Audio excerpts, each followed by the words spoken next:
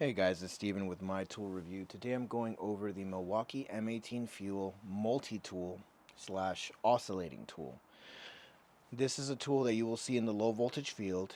It is used mostly for cutting drywall, cutting softer materials, and in the residential field, sometimes cutting more accurate pieces of wood. Some might have nail and you have to get to certain locations, and this is a more precision based tool that will make cuts precisely and accurately with good control and using it at the correct speed as well as using the correct blade. Speaking of blades, pay attention to the blades that you're using. For example, this is a wooden blade. This is specifically made for wood.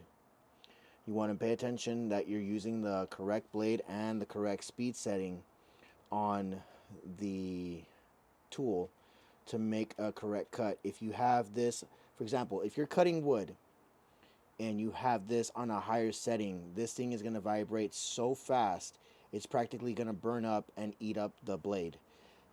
Cutting wood, drywall, and PVC you can get away with a lower setting. Drywall to PVC maybe like 4, wood maybe 6. 8's a little too high. But if you're cutting like wood and nails, you might want to get up into the higher numbers. In my experience, that's how I've cut. But using the correct blade is always going to get you further and going to also extend the longevity of the blade. If you want to replace the blade, you just lift up the secure handle. You get a slotted screwdriver, pop it off. And the cool thing I've noticed about these multi-tools is they have magnets, so if you need to change your blade in a certain direction, it'll hold while you set the screw. But typically, you run it forward, lock it. You don't have to do it so tight. Honestly, finger tight is just enough.